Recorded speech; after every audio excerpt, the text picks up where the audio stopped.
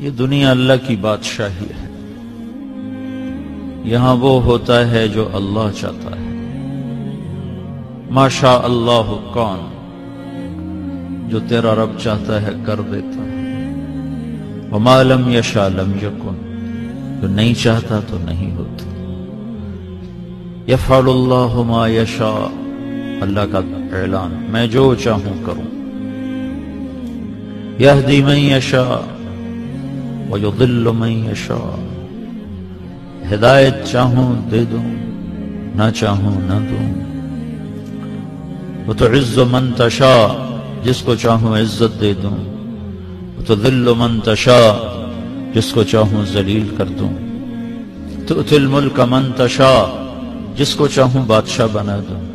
وتنزع الملک ممن تشاء، جس سے چاہوں بادشاہی واپس لے لوں۔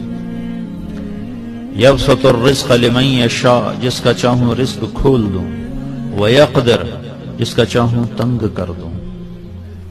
یدخل من یشاء فی رحمتہ، جس سے چاہوں اپنی رحمت میں شامل کر دوں، اپنی رحمت میں داخل کر دوں۔ یختص برحمتہ من یشاء، جس سے چاہوں اپنی رحمت کے ساتھ نواز دوں۔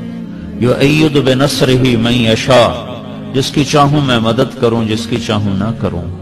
یہ اللہ جو چاہتا ہے، میں قرآن کی آیات سے بتا رہا ہوں تو کیسے وہ بتا رہا ہے اپنی چاہت کے، کیسے خوبصورت انداز میں وہ مختلف طریقوں سے ہمیں سمجھا رہا ہے۔ یہب لمن یشاء اناثا، جسے چاہوں بیٹیاں دے دوں۔